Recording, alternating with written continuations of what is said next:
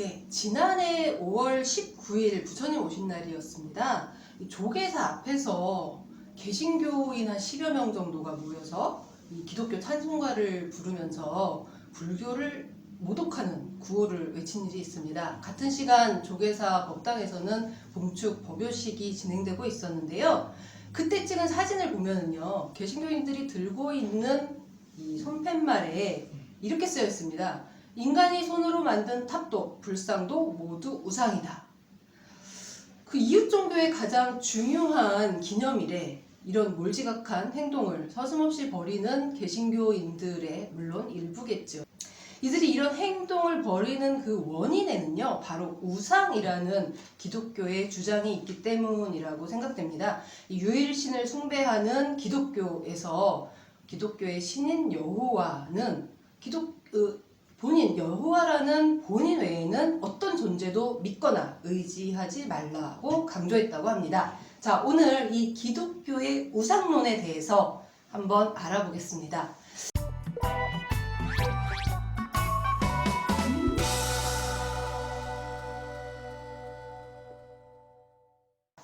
원장님, 이 우상론, 우상이라는 주장으로 인해서 벌어지는 사건이 사실 심심치 않게 많이 등장하고 있는 것 같습니다. 역사적으로 아주 오래됐죠. 예.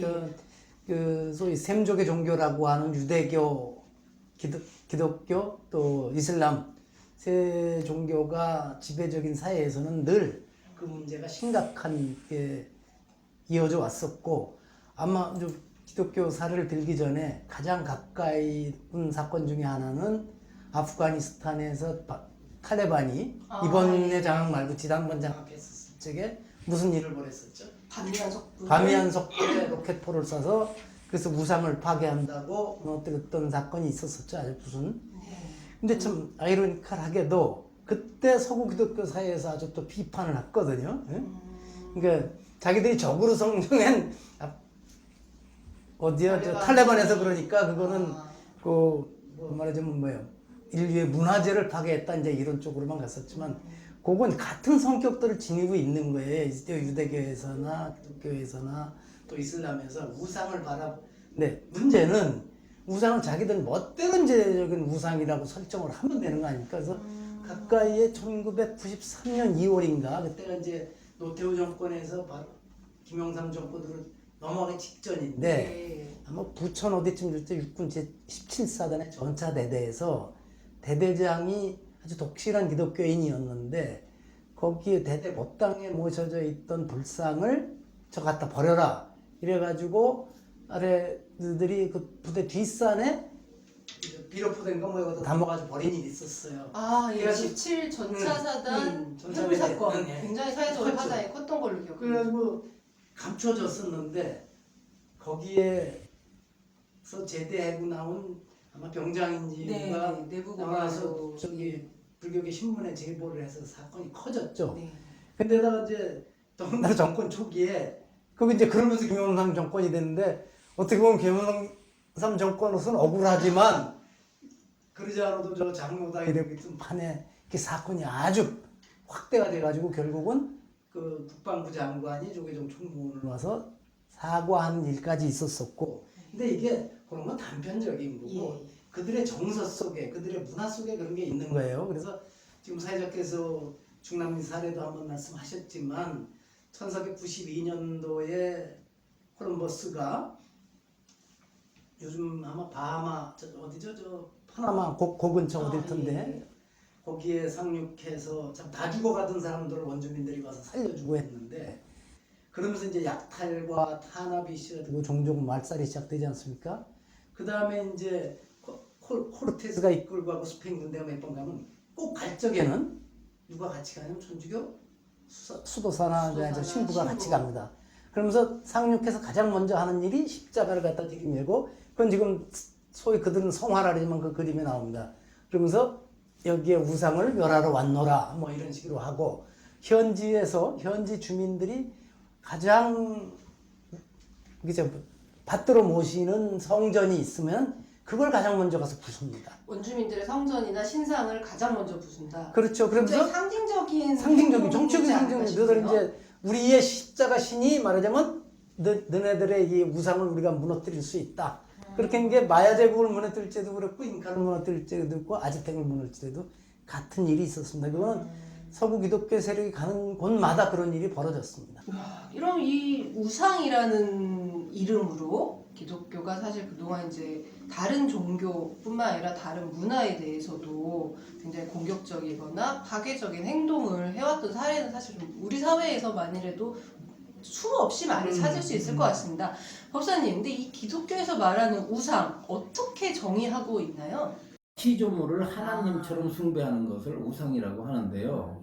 그 귀절을 하나를 우리가 인용을 해보면은 구약에 하나님의 영광을, 그러니까 썩지 아니하는 하나님의 영광을 썩어버릴 사람과 그 다음에 새와 짐승, 기어다니는 동물의 모양을 섬기는 것을 이걸 우상이라고 합니다. 우상이라고 하는 개념은 기독교에서 상당히 넓게 써요. 네. 무엇도 우상이라고 생각하냐면 하나님보다 더 소중한 것이 있으면 우상입니다. 예를 들어서 우리 이제 이 진행자님이 남편분이 계시잖아요. 그러면 남편분을 사랑하시잖아요. 사랑하더라도 하나님만큼 사랑하지 말아야 돼요. 남편을 하나님보다 더 사랑하게 되면 남편은 우상이 우상이 됩니다. 되는 거예요? 예. 그게 많은 문제를 일으켰죠. 이 세상에 자식도요. 아무리 내 자식이 소중하고 사랑스러워도 하나님하고 바꾸면 안 돼요. 하나님보다 더 사랑하면 그 자식은 우상이 돼서 심판을 받아요. 그들은 나름대로 이제 근거를 내세우죠. 그게 왜 구약에 우리 말은 출애굽기라는 이집트에서 이제 모세가 이끄는 그 유대인들이 탈출하는 얘기인데 거기에 보면은 그런 실은 소름 끼치는 구절이 나오죠. 뭐 나이 위에 다른 신들을 섬기지 말라. 여기까지 그냥 많이 들어본 것 그냥 할 수 같아요. 있어요. 그런데 너를 위하여 새긴 우상을 만들지 말고 또 땅 아래 물속에 어떤 형상도 만들지 말라. 근데 여기까지는 괜찮아요. 나는 질투하는 하나님이다. 여호와는 질투하는 하나님이다. 그러니까 나를 미워하는 자의 죄를 잡되 아버지로부터 아들에 이르기까지 3, 4대까지 그 죄를 끝까지 쫓아가서 갚겠다 이러는 거예요. 그러니까 1000대까지 나한테 잘하면 1000대까지도 은혜를 베풀리라. 무섭죠. 뒤끝 장렬인데요? 그러니까 그 정도면 잘못한 사람이 아닌가요? 아니라 네. 그래서 이게 아직도 다른 사랑의 구절들은 별로 귀를 기울여서 듣지 않고 그걸 실천하진 않으면서 이 구절을 가지고 숱한 전 세계 곳곳에서 우상 파괴라는 명목으로 전통 문화를 모두 거의 말살시키는. 이 정도니 뭐 기독교인들의 눈에 불교에서 이 불교에서 조성하고 또 경배 예배의 대상으로 삼는 불상을 뭐 우상이다라고 뭐 지탄하는 거는 막 이렇게 규정하고 공격하는 거는 기독교인들 입장에서는 너무 자연스럽고 당연한 오히려 자랑스러운 행동이 되지 않을까라는 생각도 드는데요. 그러니까 이제 우리가 그런 행동을 바라볼 때 어떤 기독교인들은 이제 자기들의 행동을 부끄럽게 생각하고 또 그것이 잘못됐다고 이제 뭐 얘기를 하는 사람들이 많아요. 기독교인들 중에서도 그런 사람들은 뭐 지각 있는 기독교인이라고 말하잖아요. 기독교인들이 잘못된 게 아닙니다. 기독교 정신은 그렇지 않은데 기독교 정신을 잘못 이어받은 혹은 기독교 교리는 그런 게 없는데 기독교 교리를 잘못 해석하는 사람들이 그렇게 상대방의 종교를 공격하고 불교 같은 경우에는 그걸 우상으로 다 치부해버리고 그것을 갖다 어떤 타도의 대상으로 삼는다 이게 아니라요. 그게 아니다. 기독교 교리 자체가 이미 처음부터 예수가 나오기 시기 전에 구약의 뿌리가 예수의 뿌리가 되는 구약 정신 자체가 그것이 기독교의 정신입니다. 그것이 세계를 기독교 역사 속에서 증명되고 세계사 속에서 증명을 하고 있잖아요. 그런데 그와 같은 자세는 앞으로 우리 불교인들이 볼 때 개선된다든가 약화되기보다는 아마 지속될 거라고 보는 게 아마 저의 어떤 진단입니다. 기독교인에서도 야, 우리가 깨트려야 할 우상이라는 게 저게 다른 종교의 상징물이 아니다. 이 실은 우리 내부의 탐욕적인 재물에 대한 욕심. 그 사람들이 그 만몸신이라 그러죠. 그죠? 만몬 숭배라고 그러죠. 만몸 숭배. 이게 깨트려야 될 우상이다. 이런 주장을 하는 사람들이 있어서 일부 그게 참 거기에 그 의견을 같이 하고 그런 운동을 펼치기도 하지만 주류는 안 되죠. 아닐 것 소수의 같은데요? 목소리 지내니까 예. 그럼 묻혀버리고 맙니다. 근데 이제 또 우상 얘기를 하면서 그 백인제 국제들이 밑에서 아시아, 아프리카, 아시아 곳곳에 있거든요. 필리핀도 그렇고 여기 와서 전통 종교를 말살하고 선주민들을 억압하면서 야, 우상을 섬겨온 너희들은 우리가 바르게 인도할 자격과 권리가 우리에게 있다 이렇게 하면서 실상 자기들은 어떻게 해요? 브라질에 가면은 뭐 33m가 된 거대한 예수상 세우고 또 최근에는 이슬람 국가인 인도네시아의 어느 지방에서 관광객을 끌어들이기 위해서 그 어려운 나라에서 수백억 원을 들여서 세계에서 가장 큰 예수상을 세울 계획을 세우고 있다고 합니다. 근데 참 어떻게 보면은 그 우상을 이렇게 적으면서 이렇게 100m짜리 예수님 상을 세우는 것이 과연 맞는지. 그래서 순간 제가 어젠가 어디서 우연히 눈에 마주친 구절이 있어요. 미국 소설가 마크 트웨인이 좋아했다는데 이 세상에 기독교인은 단 한 명뿐이 없었다. 한 명? 네, 근데 그 사람들이 십자가에 매달아 죽였다. 그러니까 예수님 예수를 하나만 기독교인이다 이런 얘기에서 그게 뭐 원 출처는 누구 니체라고 해요. 근데 그 얘기 보면서 아하 뭐 이런 생각을 했습니다. 근데 저희가 사찰에 불상을 조성하고 또 여러 가지 보살상을 여러 형태의 보살상을 조성하고 경배하는 이런 저희의 신행 패턴에 대해서 불교에서는 어떻게 설명하고 또 우리는 어떻게 이해해야 되는지 목사님 그 부분에 대한 설명도 같이 부탁드릴게요. 기독교인들이 불상에 대해서 우상으로 바라보고 있는 것은 당연합니다. 네. 그건 불교인들이 잘못됐다고 말할 게 아니에요. 기독교 교리가 그러니까요. 불교는 우상이 아닌데 너희들 우상이라고 해. 이것은 그렇죠. 네. 불교인들의 항변일 뿐이고요. 그네들이 볼 때는 당연히 우상입니다. 그걸 우리 불자들이 이해를 하고 들어야 돼요.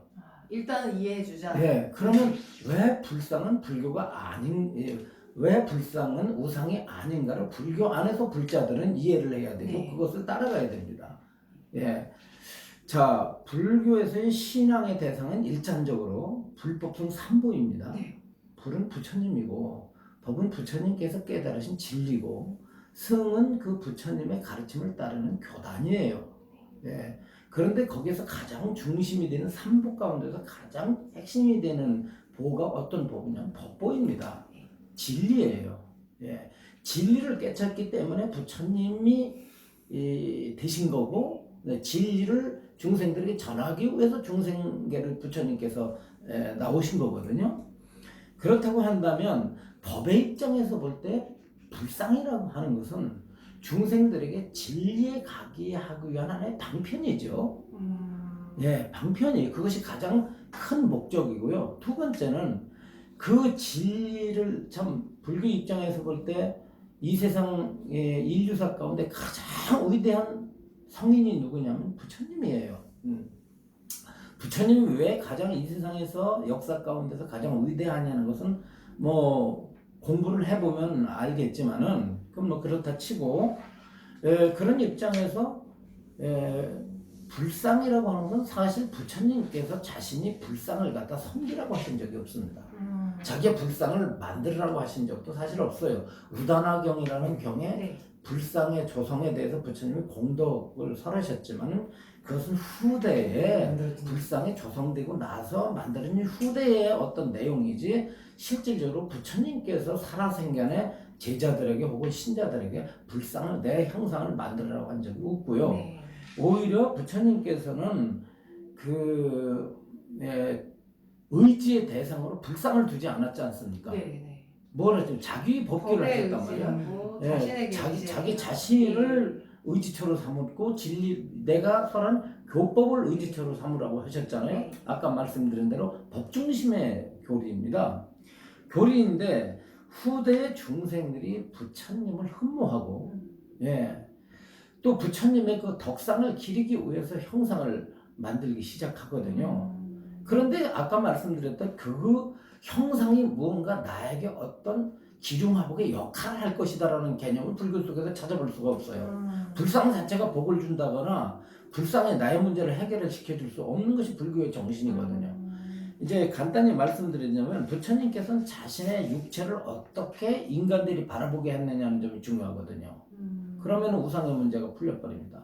한때 부처님께서 기원정사에 계실 때 이명박 막갈이라고 하는 제자가 있었어요. 네. 그런데 막갈이라고 하는 제자가 어느 날 풍토병에 걸려가지고서는 죽게 됐습니다. 죽게 됐는데 마지막 죽을 때 자기가 죽기 직전에 누구의 간호를 받았냐면 제가신도인 옹기그릇 장수 집에서 간호를 받게 되었습니다.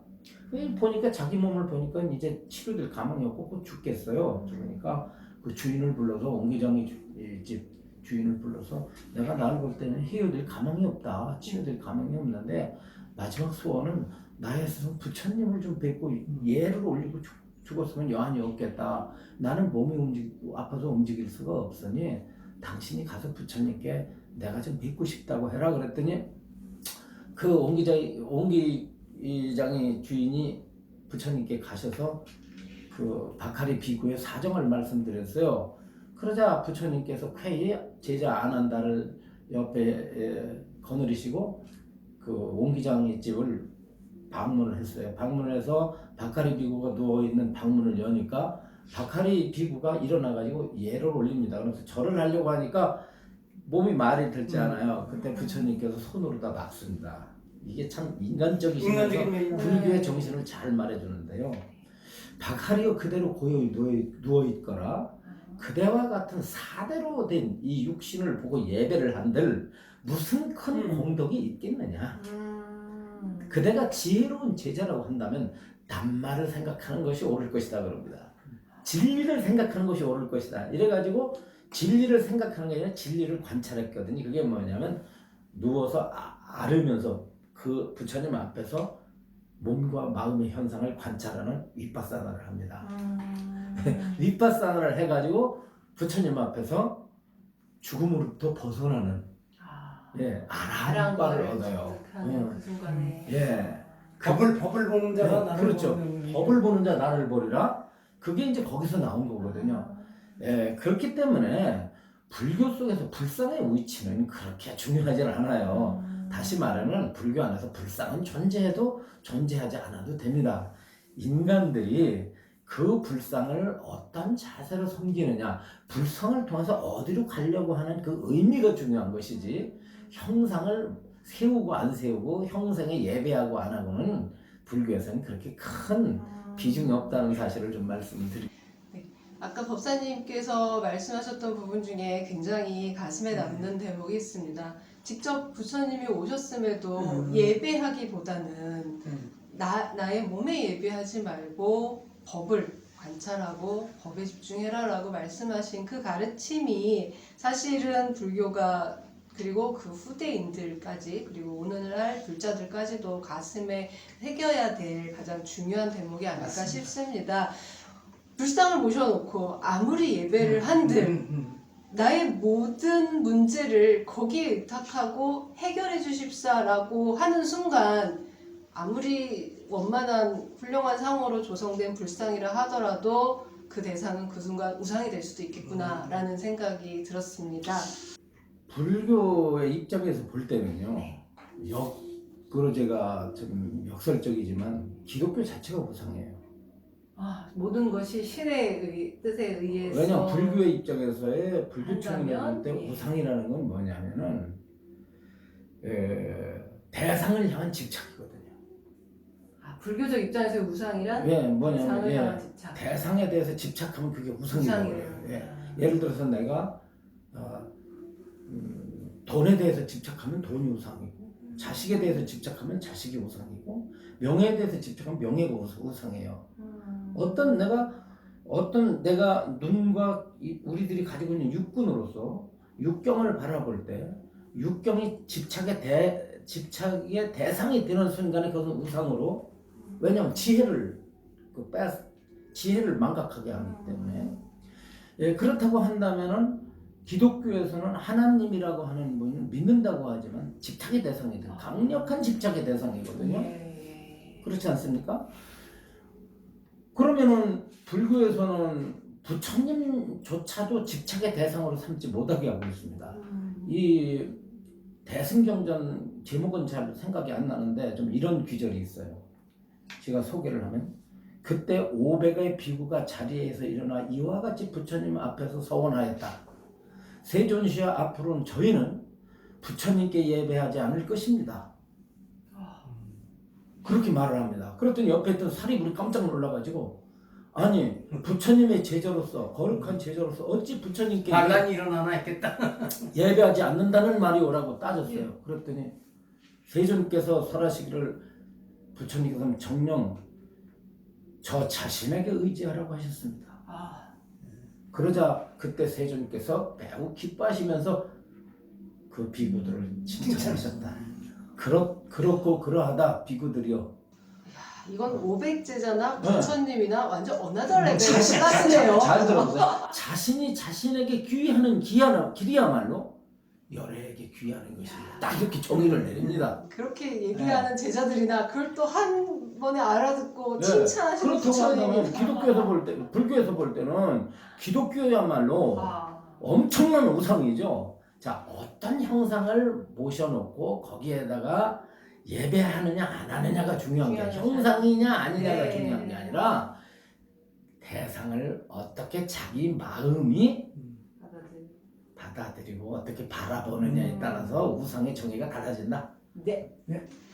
자, 이제 모든 문제를 부처님 앞에 가서 쏟아냈고 어떻게 좀 해결해 주십시오라는 이런 행위는 더 이상 하면 안 될 것 같습니다. 이것이 곧 우상을 숭배하는 기독교인들에게 지탄받아 마땅한 그런 행동이 될 수 있다라는 생각이 오늘 들었습니다. 각자의 문제는 각자 해결하는 걸로, 각자의 문제를 각자가 고민하는 것으로, 우리는 부처님의 모습을 보면서 과연 어떤 것이 부처님이 전하고자 하셨던 올바른 가르침이고 우리의 삶을 이끌어가는 방향인가, 여기에 좀 더 집중하는 것이 좋을 것 같습니다. 오늘 우상론은 참 많은 생각을 하게 합니다. 저는 혹시 우상을 숭배하지 않았는지 돌아가야 될 것 같습니다. 오늘 말씀 감사합니다. 고맙습니다. 수고하셨습니다. 감사합니다.